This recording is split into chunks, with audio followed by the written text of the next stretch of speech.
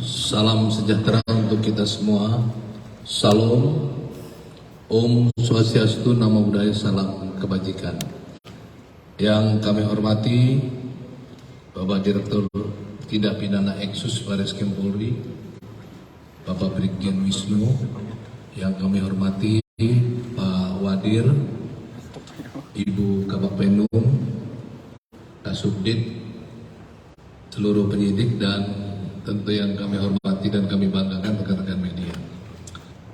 Hari ini Direktorat Tindak Pidana Eksus Bareskrim Polri akan menyampaikan konferensi pers terkait dengan perkembangan penyidikan perkara Koperasi Simpan Pinjam Indosuria Cipta.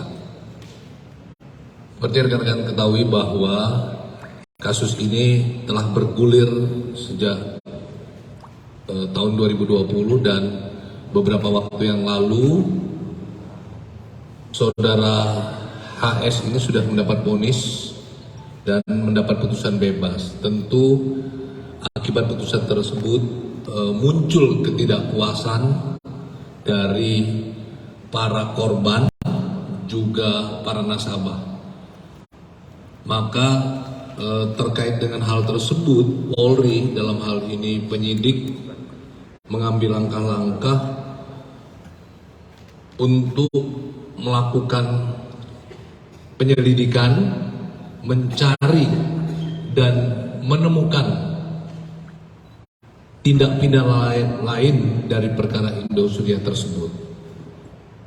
Dan pada tanggal 13 Maret 2023 yang lalu, penyidik Direktorat Tindak Pidana Eksus Bareskrim Polri telah menentukan atau menetapkan saudara HS sebagai tersangka. Esoknya tanggal 14 Maret, penyidik melakukan penangkapan terhadap saudara HS di apartemen Rapres Residen Kuningan, Jakarta Selatan. Ya. Dan penyidik tentu menerapkan pasal yang berbeda ya, untuk menjerat saudara HS dengan pasal yang berbeda dengan penanganan sebelumnya. Nanti akan dijelaskan secara rinci dan detail oleh Pak Direktur Tindak Pidana Eksus dan penyidiknya. Untuk menyingkat waktu, kami berikan kesempatan Pak Direktur untuk menyampaikan. Baik, terima kasih Pak Karo Pemas Bersimpol, Karo Pemas, Bang Ahmad Ramadan. Rekan Pak wartawan sekalian yang berbahagia, dalam kegiatan sore Kompes ini kami akan menyampaikan tentang posisi kasus terhadap tersangka HS ini. Penyidik telah melakukan kegiatan penyelidikan di mana pada sekitar tahun 2012 saudara HS ini sebagai Direktur Utama Indosuria Finance telah mengeluarkan suatu produk perbankan, yaitu MTN, medium third note atau surat utang jangka menengah. Pada saat itu dilakukan peneguran oleh regulator bahwa usaha tidak boleh mengeluarkan MTN tersebut. Untuk itu, saudara HS ini dengan niat jahatnya melakukan pembuatan yang seolah-olah membuat koperasi, ya, Koperasi Indosuria. Kami telah menemukan petunjuk bukti bahwa perbuatan atau koperasi Indosuria tersebut cacat hukum. Makanya kami menerapkan saudara HS ini dengan pasal 263 pemalsuan surat, 266 pemalsuan barang palsu pada otomatik, dan Undang-Undang TPPU. Kami telah melakukan beberapa pendapat keterangan saksi, di mana saksi ada 21 saksi, baik dari karyawan, dari Menkop, dari ahli, dari notaris, bahwa perbuatannya saudara HS ini telah membuat seolah-olah operasi itu adalah sekolah operasi yang benar, dan ternyata setelah melakukan proses kegiatan tersebut, mengumpulkan dana masyarakat yang jumlahnya kurang lebih 106 triliun, ya, dan di tahun 2020 ternyata gagal bayar. Dan hasil hitungan dari audit investigasi, kerugian yang dirugikan yang menjadi kerugian masyarakat totalnya sekitar 15,9 triliun. Apa yang disampaikan oleh Pak Korpenmas bahwa ini berbeda perkaranya dengan perkara yang terdahulu. Kami penyidik dan JPU sudah berkoordinasi terkait dengan dasar aturan dulu. Ya, kalau sebuah bangunan dasarnya itu adalah salah, pasti akan hancur. Inilah awal dari permulaan niat jahat dari saudara HS untuk mengumpulkan dana masyarakat yang totalnya sekian triliun untuk mengelabuhi, dan sekarang terbukti bahwa ada korban, ya, dengan kerugian yang mencapai 15,9 triliun.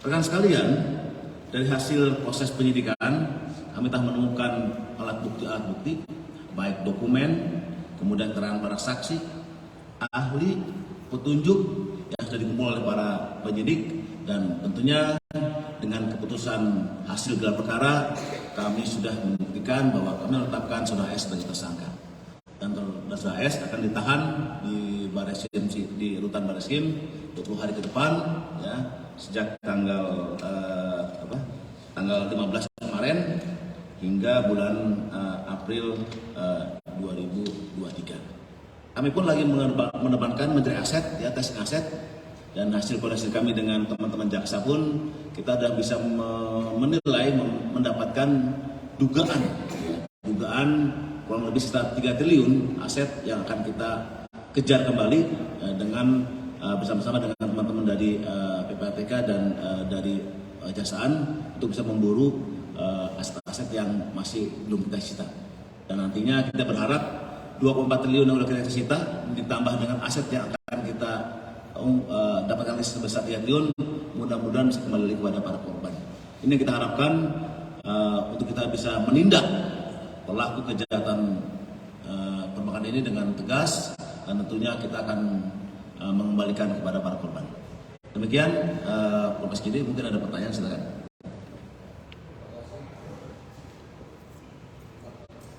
Terima kasih Pak Direktur Tindak Pidana Eksus. Sampai sini dulu. Ada pertanyaan dari rekan-rekan? Ya. Oke, silakan.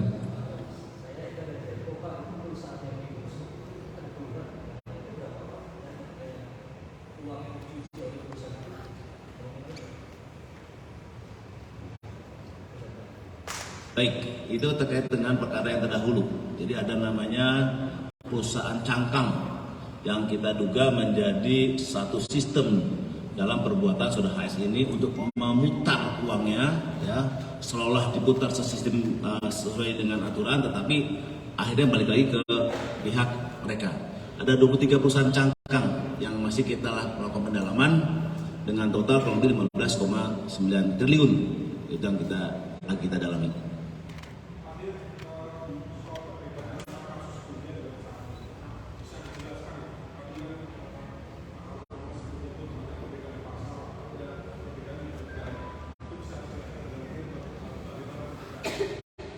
Baik, ya, kita tidak bisa lagi menyampaikan bahwa yang bebas, ya, undang-undang perbankan pasal 46, ya.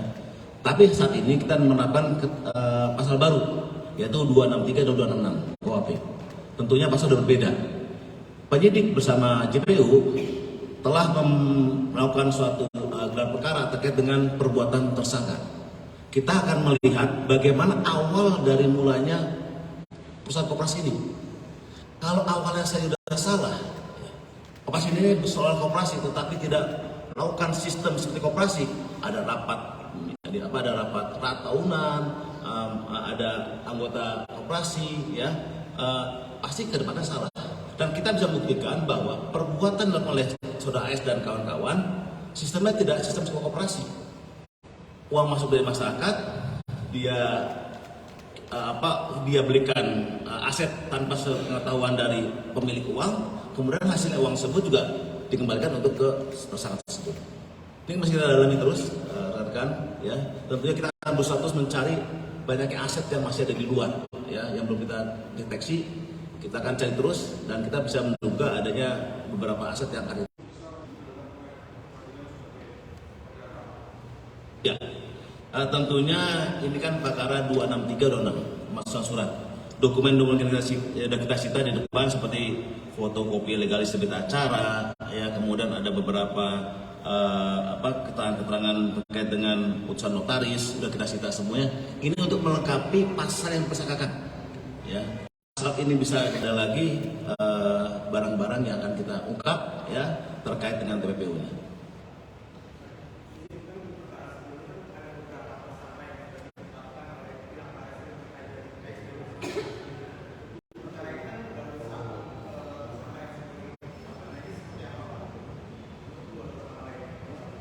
Baik, ya, untuk perkara yang ini penyidik baru menentukan satu tersangka, tapi ada kemungkinan ada beberapa tersangka lainnya karena namanya pemalsuan itu tidak sendirian, ya, ada yang membuat, ada yang menggunakan. Kita masih menggunakan kembali pasal-pasal lain untuk tersangka lainnya.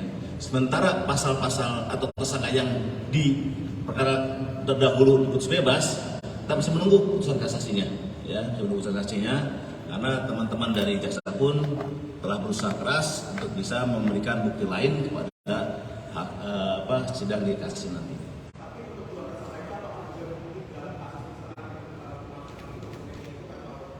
Beda perkara, ya, tersangkanya beda. Ya. Pak, izin Pak, di sini berdasarkan putusan dari PN Jakarta Pusat, Pak, ada putusannya kalau dari KSPN Surya itu di setiap nasabahnya diminta untuk menjalankan homologasi, itu ada restoratif justice di sana. Nah, dari keputusan ini kan ditolak, Pak, kalau mereka tuh menolak untuk berdamai.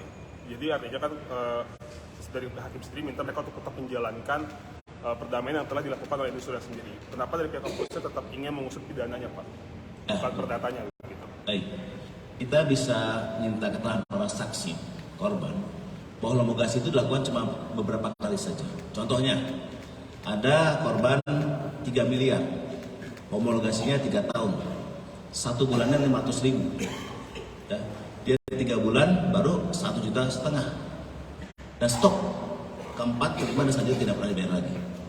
Jadi dari keterangan para saksi dan para korban, homologasi tidak dilakukan oleh tersangka tersebut sesuai dengan aturan dan sangat merugikan para korban. Ya, itu aja. Pak, penjelasan lagi, Pak. Untuk perkara yang kali ini, minta keterangan aja, Pak. Yang kemudian membedakan dengan perkara sebelumnya itu pada poin apa, Pak? Pada poin apa selain pasal-pasalnya itu tadi? Poin apa yang berbeda dengan perkara sebelumnya, Pak? Sehingga perkara saat ini memang benar-benar tidak bisa idem. Karena kita belum tahu kayak lokusnya atau temposnya itu di mana, kita belum tahu persis, Pak. Kita sudah dikasih ya ini ya. Lokusnya di Jakarta, tempusnya 12. Posisi kasusnya adalah pembuatan koperasi Surya bersama yang tidak benar, ya, menempatkan keterangan palsu pada aktenya.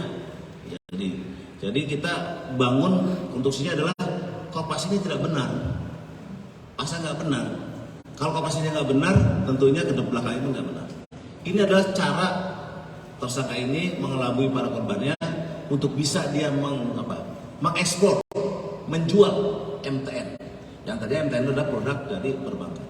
Jadi kalau kita membuat suatu produk MTN atau medium teknologi itu kan tidak boleh tuh oleh regulator. Dia menggunakan bajunya, baju koperasi. Kalau kita telik lagi ke dalam lagi, koperasi itu apa sih sebenarnya koperasinya? Dia tidak melakukan RA, dia tidak ada anggota, ya. Dia tidak punya sistem seperti koperasi, sistem yang berbeda. Ini yang kita ungkap di sini. Jadi berbeda dengan penipuan dan penggelapan yang dilakukan oleh tersangka dan kawan-kawan pada saat perkara yang lama. Ini berbeda sekali. Kita buat dasarnya dulu. Kita buat dasarnya bahwa koperasi ini adalah koperasi yang pura-pura. Ya.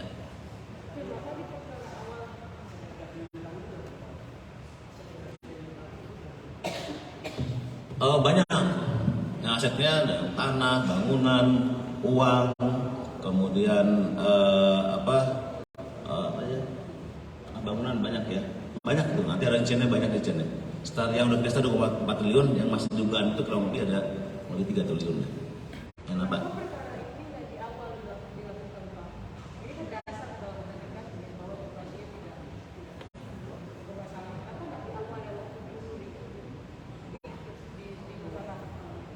Baik, polisi penyidik melakukan proses penyidikan berdasarkan laporan.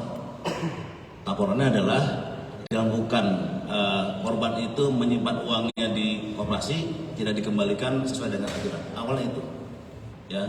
Kenapa korban itu diberikan MTN? Ya, makanya pada saat itu kita melakukan proses penyidikan dengan menggunakan pasal penipuan, penggelapan dan pasal 46 itu perbuatan perbankan, ya perbankan. Nah, setelah itu diputus bebas, kita mencari lagi apa sih perkara yang lainnya. Tentunya kita akan mencari terus langkah-langkah lain. Kita nggak boleh kalah dengan para penjahat itu. Ya kita mencari lagi celah-celahnya itu.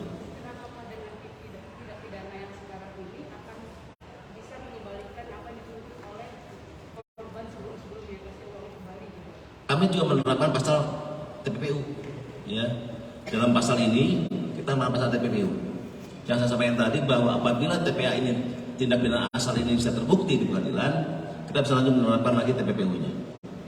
Ya, jadi berbeda sekali dengan awal perkara yang pertama itu. Ya. Pak, pastikan aja Pak. Berarti Koperasi Nusuria ini berdiri nggak punya registrasi ke Kemenkoperasi Pak ya? Surat registrasinya gitu daftarannya nggak ada Pak ya? Legalitasnya? Semua ada. Semua ada. Tapi dasarnya, contohnya, ya di sini pada tahun 2012, ya Direktur Indonesia Finance AS mendirikan seolah-olah mendirikan koperasi. Dasarnya apa? Dasarnya adalah berita acara keterangan pendirian diri, dia buat berita acara seolah benar gitu, ya. Jadi ini kalau kita membuat koperasi kan sudah ada berita acara rapat pendirian koperasi, dia tidak datang. Kalau ada, dia tidak ada. Makanya ini saya sampaikan bahwa dalam perkara ini adalah surat-surat yang buat pendirian koperasi ini dipalsukan oleh saudara AS ini. Ya, intinya niatnya satu, jahatnya apa? Dia ingin menjual MTN dengan suatu organisasi koperasi. Ya.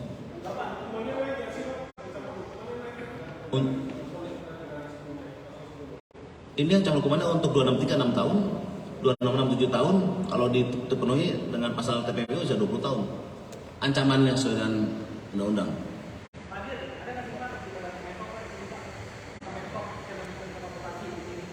Periksa. Dinas Koperasi Jakarta ada, periksa. Sudah kita bangun. Ya.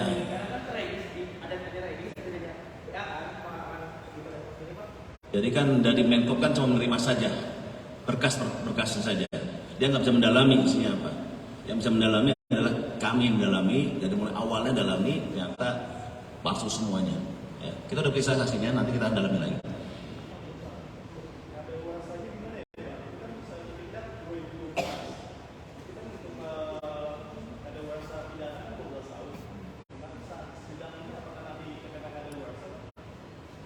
Belum ada lah, 12 tahun lah. Kan udah 12, sekarang udah 2 tahun. Ya, sedikit lagi. Kita cepat saja kan, belum 12 tahun, ya kan. Ya kita bergerak cepat lah, ya. Ini karena apa? Masyarakat dirugikan. Ya, ada korban-korban di luar sana tuh yang dirugikan, yang nggak bisa uangnya kembali. Kita berusaha menolong masyarakat, ya.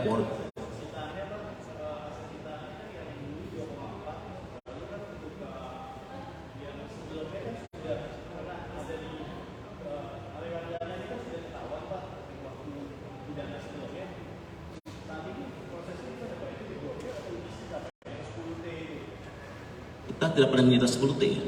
Yang kita sita dalam pasal yang berdahulu ada 24 triliun. Tapi teman-teman penyidik Polri dan teman-teman dari Kejaksaan juga masih mendalami operasi aset. Yang diduga masih ada aset-aset yang belum tersita. Ya, itu masih kita dalami, masih kita terus tracing, kurang lebih sampai 3 triliun dugaan itu. Ya, setelah teman-teman jaksa diminta izin ya untuk bisa melakukan penyitaan aset sebanyak 3 triliun lagi. Ya, total 6 triliun lah kurang lebih. Ya.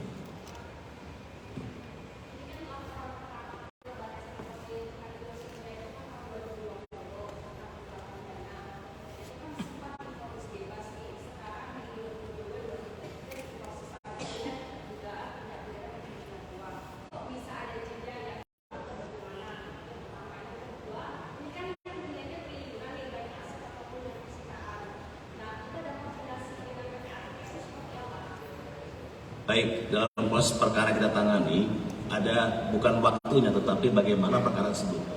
Ada yang bisa cepat sebulan 2 bulan, bukan audit investigasi. Untuk menilai audit investigasi itu butuh 6 bulan sampai 1 tahun. Jangan mengecek dulu siapa yang sudah bayar, berapa dia bayar, berapa yang sudah dikembalikan, dan utangnya berapa. Itu membutuhkan waktu yang hampir 8 bulan untuk auditnya itu. Dan kita memeriksa para saksi, para korban yang ada di seluruh Indonesia. Makanya membutuhkan waktu cukup lama untuk bisa membuktikan, dan ternyata sudah divonis, ya vonis, dan sudah divonis oleh pengadilan negeri. Nah sekarang kenapa TPBW-nya kita keterapan lagi? Ya kami menduga adanya dugaan pencucian uang, dan kita sudah berkoordinasi dan bekerjasama dengan PPATK. Ada LH-nya, ya, karena LH itu adalah dokumen intelijen yang tidak bisa kita sampaikan, tapi di dasar LH itu kita mencari aset-asetnya itu.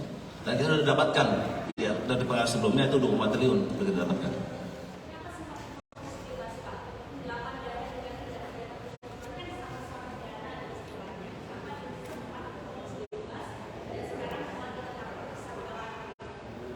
Kalau kenapa divonis bebas, jangan tanya saya, tanya hakim. Ya, kalau saya penyidik mempunyai kepastian tersangka ini, HS ini melakukan tindak pidana, kita tangkap dan kita tahan. Ya, jaksa pun demikian. Jaksa mengeluarkan P21, artinya jaksa firm dengan penyidik. Ya, jadi kalau kenapa dibebas, jangan tanya kami.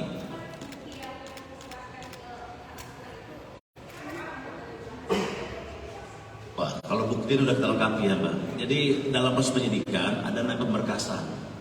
Begitu teman-teman dari JPU menyampaikan P21, artinya perkara tersebut sudah sah dan sempurna. Kita tinggal menyerahkan bukti dan tersangka dan disidangkan. Putusannya itu tergantung dengan para hakim. Kita mencari lagi karena banyaknya korban yang berteriak di luar sana. Kenapa ya uang saya nggak dikembalikan? Kenapa orang tidak bisa dipidana gitu kan? Kita mencari lagi ya bukti-bukti lain. Dan kita duga perkara ini menusur untuk ditetapkan sebagai tersangka dan dilanjutkan ke pengadilan. Masih ada. Ya.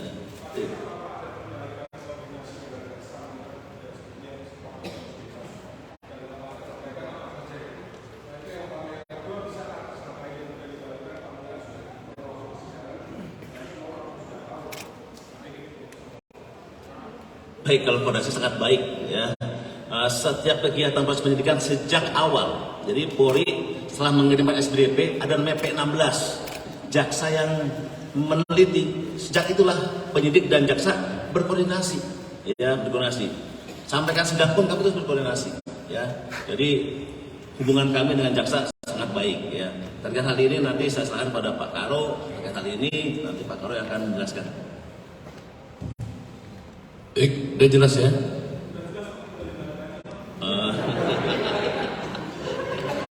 Asli loh.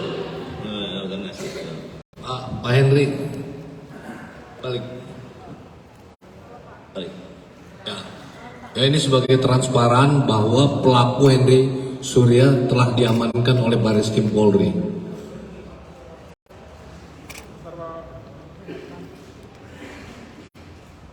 Ya cukup ya. Ya, cukuplah. Ya, kita memastikan bahwa ini adalah tersangka atas nama HS. Ya, balik lagi. Oke, apa lagi?